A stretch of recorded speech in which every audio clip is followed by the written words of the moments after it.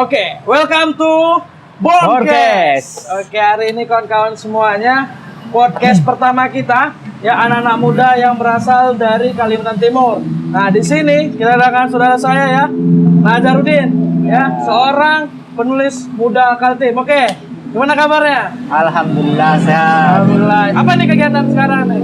Alhamdulillah untuk kegiatan sehari-hari, untuk pagi biasanya ngajar, untuk siang biasanya juga ada ngisi training, kadang ngeles juga, dan kadang juga ada ini kegiatan menulis juga. Oke, itu dulu untuk kegiatan sehari-harinya. Luar biasa. Kalau ngajar ini gimana nih? Terganggu nggak dengan, kan ini penulis muda Kaltim ya? Nah, terganggu nggak dengan nulis habis itu sambil ngajar gitu, gimana? Wah, itu sangat luar biasa. Jadi sangat menantang teman-teman semuanya ya. Jadi kalau ditantang hari ini, guru juga pulang jam 4, terus kemudian disibukkan lagi ngeles malamnya. Jadi waktu nulisnya itu kadang kesempatan ya, curi-curi waktu namanya. Begitu. Nah, dalam hal menulis ini, nah dengan cara menulis apa curi-curi waktu. Tapi ini dengan kondisi sambil ngajar, gimana? Sistemnya gitu supaya bisa gitu. Luar biasa. Oke teman-teman, jadi sebenarnya simple ya. Kita jawabannya adalah manajemen.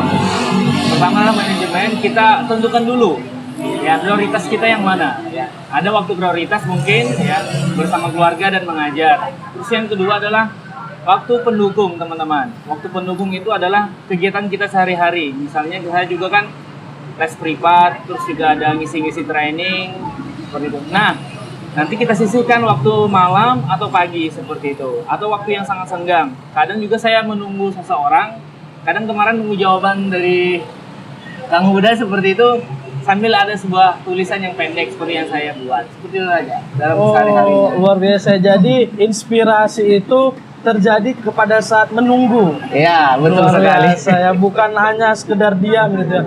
Kalau betul apa nih karya-karya yang bisa lah gitu jadi inspirasi bagi anak muda gitu.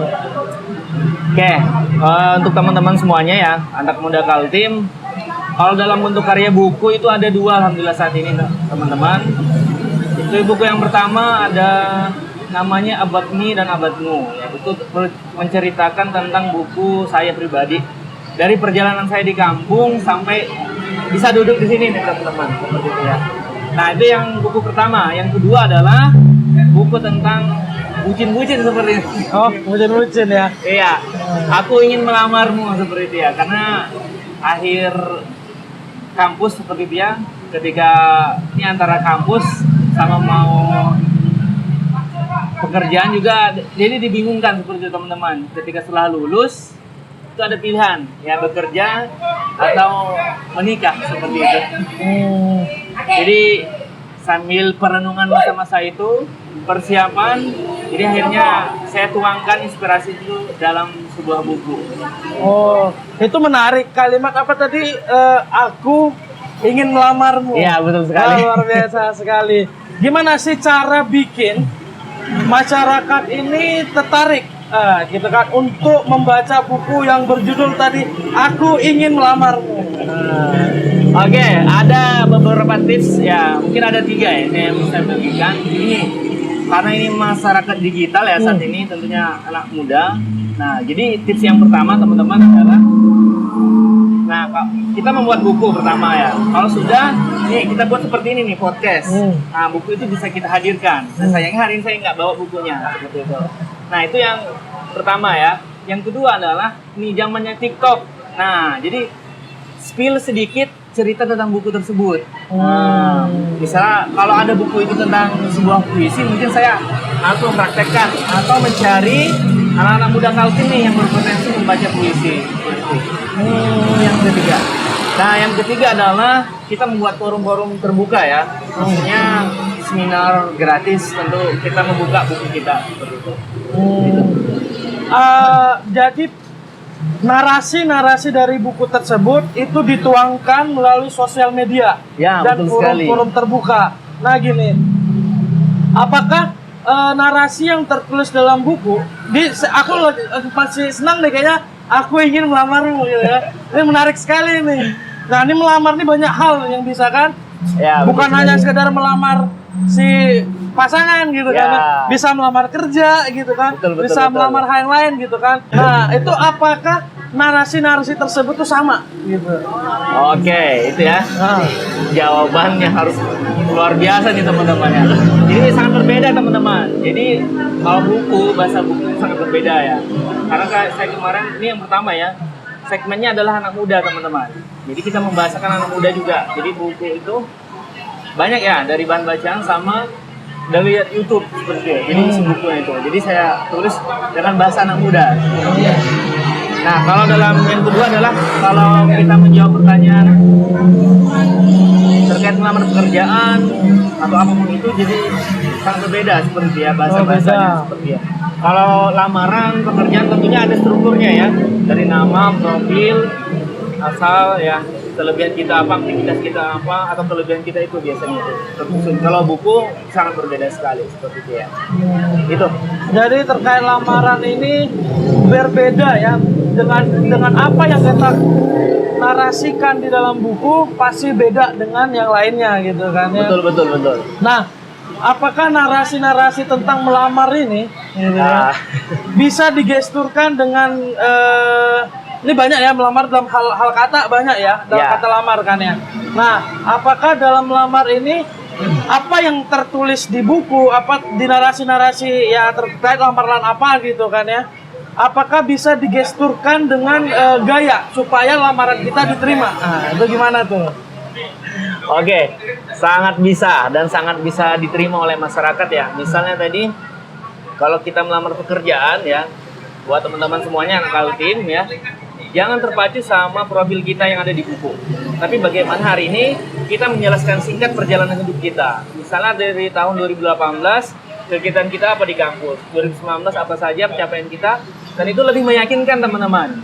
Seperti itu ya, kepada lawan berbicara kita. Seperti itu. Nah, kalau berbicara buku tadi, untuk menggait ya masyarakat atau anak muda seperti itu, selain TikTok, YouTube, podcast segala macam itu, ada lagi yang baru seperti itu ya. Mungkin kolaborasi seperti itu ya. Oh, kolaborasi. Ya, kolaborasi seperti ini atau mengundang penulis lain.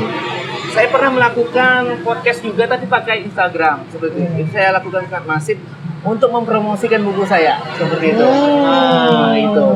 Jadi saya undang orang-orang yang sudah menikah tentunya itu. Nah, itu salah satu tip-tip ya. Oh. Tapi kalau misalnya gini, kan kondisinya ini misal nih ada yang mau menggunakan dengan bahasanya kampanye gitu kan. Kampanye Nah, luar biasa. ada nggak apa sih caranya supaya kampanye ini ya kan narasi-narasi mulai dari buku tadi atau dengan podcast tadi atau diskusi tadi gitu kan, narasi-narasi ini kan nggak membuat orang tersinggung, karena kan selama ini kan kalau kita lihat ya orang-orang pasti dengan kampanye ya pasti yang dimunculkan apa, sara Ya, kan? betul. Yang dimunculkan adalah sikut-sikutan, si A jelek, si B ini membahas tentang propaganda terkait ya sekarang ya minyak ya kan, sekarang misalnya kartu sembako yang nggak jelas sampai detik ini gitu kan ya, sekarang terkait Pertamax yang naik, orang tuh disuruh tuh beli Pertamax padahal Pertalite ada kan ya. Ya. Nah, gimana sih cara kita kan sebenarnya kalau misalnya kita ingin mengkampanyekan seseorang itu adalah putra-putra terbaik bangsa ini. Betul, Gitu betul. kan, bukan orang yang dalam tanda kutip ya, bukan orang-orang yang pengen menguasain sumber daya alam kita, itu kan. Tapi lambat laun ya pasti ada hal-hal yang seperti itu. Nah, gimana sih caranya kita dari tadi buku kah atau TikTok atau selebaran kah apa yang baik lah dengan cara yang santun lah gitu untuk kita sama-sama mempromosikan nih atau mengkampanyekan putra bangsa ini gitu kan, supaya tidak terjadi lagi tuh tubrukan nih antara misalnya kita kayak berdua nih teman nih, kadang aja siapa sih lu, siapa nih pendukung si A gitu kan, aku pendukung A, itu kan apa ya, padahal kita teman baik gitu kan. Betul, ya kita di kampus juga sering ya bego-begoan berdua gitu kan. Tapi itu cuman gara-gara beda putra bangsa yang didukung ya kan, kita jadi ini terpecah gitu. Nah, apa sih narasi yang terbaik gitu kan, atau dalam flyers, dalam buku gitu yang bisa didapat oleh masyarakat gitu. Oke. Untuk anak muda ya atau masyarakat Kaltim dan Indonesia mungkin yang simak saat ini, tentunya masyarakat yang pertama adalah untuk lebih terbuka ya, open mind seperti itu ya, melihat kondisi saat ini seperti itu ya. Kita tahu sudah disampaikan kondisi dari pertalite, ekonomi dan segala macamnya sudah tahu. Nah, dari kondisi itu teman-teman semuanya, itulah kita lihat sosok pemimpin siapa seperti itu yang cocok untuk Indonesia akan datang seperti itu ya. Nah, itu yang bisa untuk menjawab seperti itu. Nah, kita tahu partai politik sangat banyak di Indonesia ya, baik yang sudah lama atau yang baru bahkan. Nah, itu. Jadi kalau bisa bagi pimpinan ya partai ya atau majelis-majelisnya coba lihat analisis seperti itu ya, dari pulau-pulau mana seperti itu ya, dan terus kemudian prestasi-prestasinya seperti itu. Itu yang bisa dilihat. Bagaimana masyarakat ini saat ini kalau kita lihat ya Korea ini sangat luar biasa seperti itu ya. Betul. Sangat mendukung siapa seperti itu sudah kelihatan seperti itu mulai. Ini sangat bagus seperti itu masyarakat. Jadi ada masalah, ada solusi. Ya. Nah, jadi kalau kata ilmuwan Inggris, Alan Toynbee itu mengatakan challenge and respond. Nah, jika ada tantangan, masalah, maka siapa yang merespon? Nah, makanya saya sangat yang mengapresiasi salah satu tokoh Indonesia juga ya, 6 bulan lagi seperti itu ya akan berhenti masa jabatannya, sudah merancang, sudah ingin membangun perusahaan itu ya, perusahaan minyak luar biasa. Itu adalah pemimpin yang sangat visioner. Nah, seharusnya ya partai politik maupun masyarakat itu yang harus dilihat seperti itu ya, pemimpin-pemimpin yang visioner seperti itu. Nah, yang kedua adalah biar tidak sikut-sikut. Nah, ini yang sekarang nih. Untung kita ini kan normal orangnya kan ya. Mau bisa apapun yang dipilih, siapapun yang didukung, tetap kita saudara ya kan. Betul. Gimana yang kedua? Gimana nih? Nah, yang kedua adalah teman-teman atau Bapak Ibu masyarakat ya Indonesia Kaltim di sini adalah kita tentunya selain melihat prestasinya, kita lihat juga seperti dia selain pendukung tadi track recordnya seperti itu dan pengalaman sejarahnya. Karena pemimpin yang ingin memimpin masa depan, dia harus membaca sejarah seperti dia. Siapa yang membaca sejarah, maka dialah akan menjadi pemimpin masa depan. Nah, itu seperti dia. Jadi ada satu tokoh Indonesia itu, saya baru baca tadi di Instagram itu, dia sudah merancang seperti dia, merancang masa depan salah satu Jakarta seperti dia, untuk membangun perusahaan minyak seperti dia. Karena ini yang dibutuhkan seperti dia. Untuk masyarakat adalah minyak seperti itu. Itulah yang kita harapkan untuk masyarakat. Nah, yang ketiga adalah untuk anak muda atau masyarakat saat ini ya, banyak ormas seperti ya, tentunya pasti bersinggungan juga dengan politik seperti ya. Banyak forum-forum seperti itu. Seharusnya masyarakat itu bukan memilih partai politik, bukan memilih partai politik, tapi melihat adalah sosok pemimpinnya seperti itu. Itu harus sadar. Berarti menurut Bang Nazar nih, berarti narasi yang dimunculkan tuh bukan narasi APBN yang kemana lah, APBD yang dikorupsi lah, atau tapi lebih gimana sih track record dari sejarahnya, track record dari prestasi yang telah dia berikan dan seutuhnya betul. Kan. Terus kemudian bagaimana sih kondisi dari masyarakat itu sendiri, karena orang yang gini adalah orang yang punya visi ke depannya, berarti gitu ya, visioner ya kan? Jangan orang hanya berpikir kita bakal menaikkan ekonomi meroket ya kan? Informasi mengudara gitu kan, karena betul semakin tinggi ekonomi semakin bagus ya kan, semakin tingginya harga pangan, harga ini semakin bagus karena itu bakal bersinambungan dengan ekonomi. Tapi harus dipikirkan lagi, dengan ini pasti naiknya angka kemiskinan, betul. Tapi itu semuanya pasti bagus. Buktinya aja loh, semakin banyaknya vaksin, semakin banyaknya harga tinggi, makin banyaknya harga naik, semakin banyaknya ekonomi naik, pasti itu makin bagus, kan gitu. Karena yang di atas itu adalah bagus. Ya. Kenapa yang di atas bagus ya? Karena udah di atas, masih nggak mau turun ya kan? Salah metal bro. Oke, kita kembali lagi. Berarti agar teman-teman ini tidak berkecimuk dalam hal-hal politik yang bahasanya tuh politik praktis ya, hanya sebatas untuk menjelekkan saya ini agar lamaran yang dibelikan oleh sosok pemuda tadi, sosok ya putra terbaik bangsa tadi diterima oleh masyarakat kan gitu. Tapi alangkah lebih baiknya tadi gimana Pak tadi? Diubah sistemnya gimana tadi? Ya, diubah dari sistemnya. Sistemnya lebih ke memberikan wawasan tentang sejarahnya. Ya, betul. Lebih memberikan wawasan tentang prestasi-prestasinya. Lebih dilihatkan lagi bagaimana keberadaan dia itu bermanfaat atau tidak di tengah-tengah masyarakat gitu Pak ya. Ya, betul sekali. Luar biasa ya. Mohon maaf teman-teman ya. Dulu itu saya nih yang diwawancari sama beliau nih. Untuk tadi itu konten Instagramnya untuk mencari tahu bagaimananya gitu kan. Seperti beliau bilang kan, bagaimana sih tadi bukunya itu terbuka oleh masyarakat, istilahnya bukunya tahu oleh masyarakat. Apa tadi buku yang pertama tadi itu Hijrah ya?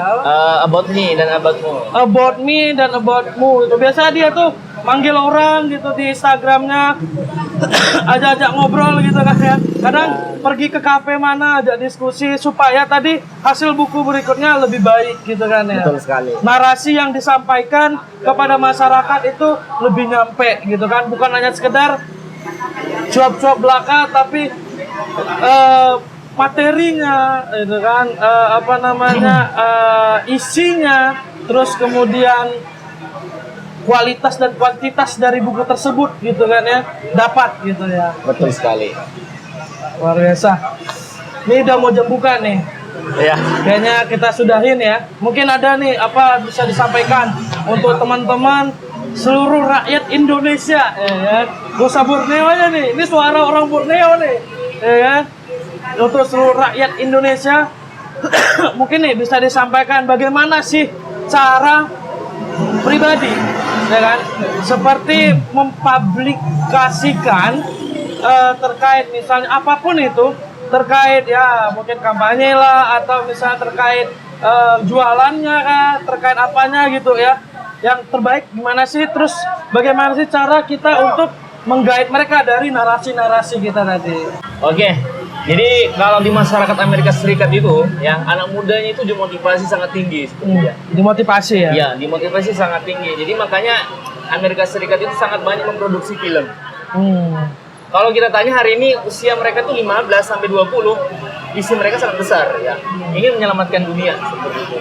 Nah, harapannya sebagian muda hari ini atau ya partai-partai politik ya tentunya influencer yang level nasional itu kalau bisa ya membangun sebuah narasi yang sangat besar seperti itu untuk anak muda Indonesia seperti ya. Karena bukan hanya saat ini ya, yang kita butuhkan adalah pemimpin masa depan seperti itu yang untuk anak muda ke depan. Nah, itu kalau di Amerika Serikat ya sangat bagus untuk membangun narasinya. Itu memang diproduksi ya oleh negara seperti ya. Kalau India itu mereka tidak fokus politik enggak, ya, filman enggak.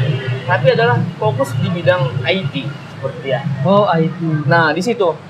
Jadi jagonya mereka adalah sangat IT. Jadi negara fokus seperti itu untuk masalah ini. Nah, sayangnya Indonesia ini sangat banyak problem seperti itu ya. Betul. Sangat problem. Tapi ada solusinya yang saya tawarkan seperti itu adalah bagaimana hari ini pemimpin itu memfokuskan satu bidang. Ya, misalnya ada 5 permasalahan di Indonesia yang sangat besar gitu ya. Misalnya politik, militer, ekonomi, kesehatan, dan masalah sosial. Nah, kalau bisa memang ada 5 orang yang pakar di bidang ini seperti itu ya. Atau di bidang institusinya harus dibentuk seperti itu ya. Harus dibentuk. Kenapa harus dibentuk? Karena inilah yang akan fokus seperti itu ya. Untuk mencari solusi untuk permasalahan Indonesia seperti itu ya. Itu. Jadi kalau Indonesia mau bangkit ke depannya, maka harus membangun yang namanya sebuah institusi yang memang fokus di bidangnya. Ya. Nah, fokus terakhir dari saya seperti itu. Jika ada 1000 kebaikan, ya, memberikan satu inspirasi, maka ada 1000 tokoh kebaikan, tapi ya ada satu sosok pemimpin Indonesia yang sangat inspirasi ya, yang sangat powerful, sangat berimpactful untuk masyarakat Indonesia. Tentunya masyarakat Indonesia tahu jawabannya siapa. Nah, Oke nih itu kawan-kawan ya masukan dari penulis muda Kaltim ya kan. Dan itu sekian ya Bonkes pamit undur diri. Oke, terima kasih saudara-saudara. siap.